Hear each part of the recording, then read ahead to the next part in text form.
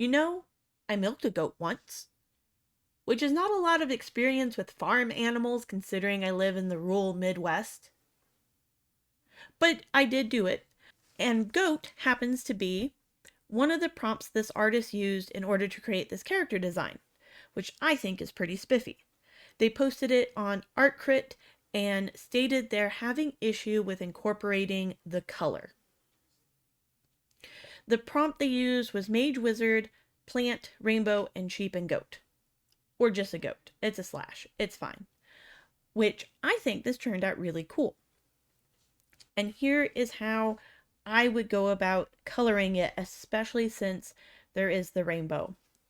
The first thing I would do is add a gray background so that any color we put down is going to be seen on a neutral surface.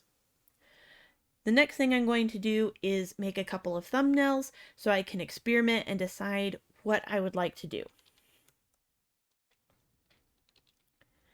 So with my first thumbnail, I'm going to have the rainbow part be very subtle and only a portion of it. I think her clothing, I'm going to do a desaturated green relating to the plants, and then for her potions, I'm going to make those rainbow. So we already have some of the rainbow in the potion, so I'm just going to add that to the little bottles and set that in place. So in order for this rainbow to stand out and really read as a rainbow, we want everything to be a bit more muted than what we would normally do. The issue we run into when using rainbow is if we make all the colors really bright and vibrant, they're going to be competing more than teenagers over Taylor Swift tickets. So I think I'm going to start with a desaturated darker green, and then also for her pants.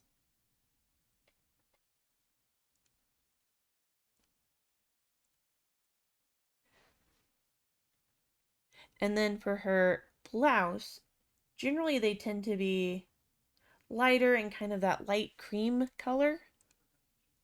So we're giving her very neutral earth tones.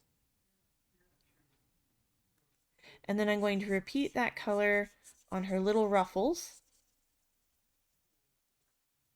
And since this is a thumbnail, I'm not too worried about getting everything perfect. And then the inside of her coat, I'm going to repeat an earth tone, and I'm going to go for kind of a desaturated brown. So that would be my first option, is that the rainbow is very limited. Another thing we could do is repeat this rainbow pattern in her hair. So that gives us a rainbow potion and a little bit of rainbow hanging out that's not competing too much. It also gives us our earth tones, so it seems much more likely that she would be kind of an apothecary, making potions, gathering herbs and mushrooms and berries from the forest. So then for the next thumbnail, I'm going to really let the rainbow be the star. And I'm not going to pick the brightest colors because then they're going to start competing. And I'm also going to put it in kind of a rainbow pattern so that it doesn't appear to be a bunch of overly bright random colors, but rather very intentionally a rainbow.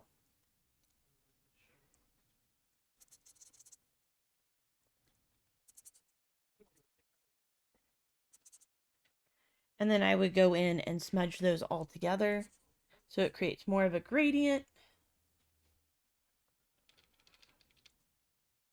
So I would have the rainbow be a gradient, and then I would also repeat it again here.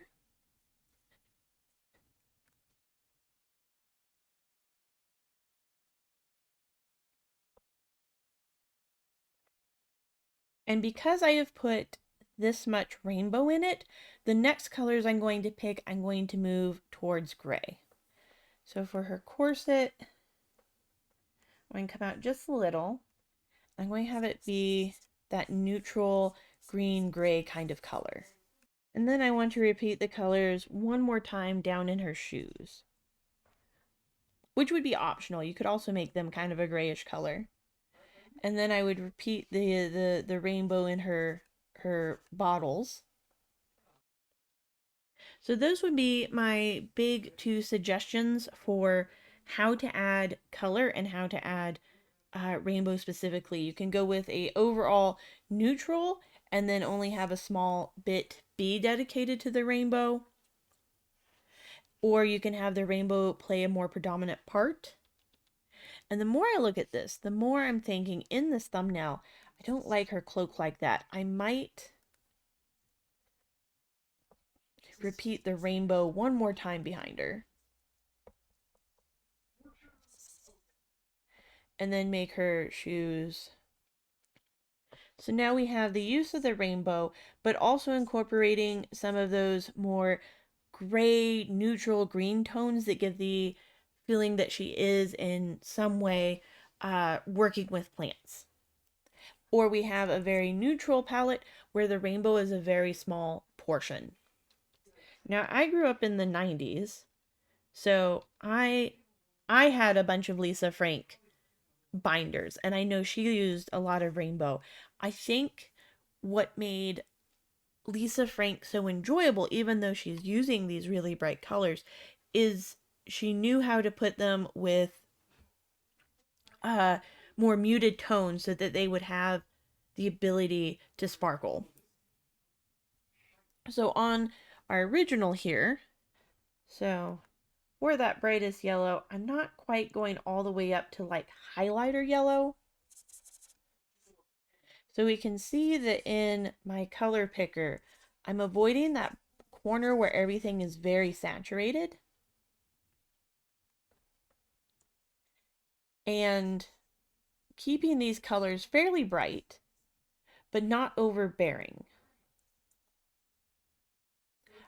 By using the thumbnail, I have an overall sense of where everything should go and how it's going to look as a whole rather than individual pieces.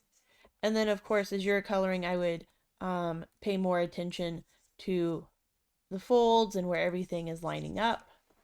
And another thing you can do, for example, in her in her ruffles, would be to take a color further down and use it to line the ruffles. So we have the ruffles, and then I can go in with, say, this purple and kind of repeat the rainbow there. Since her ruffles are shorter, it doesn't give us much room to do the full rainbow.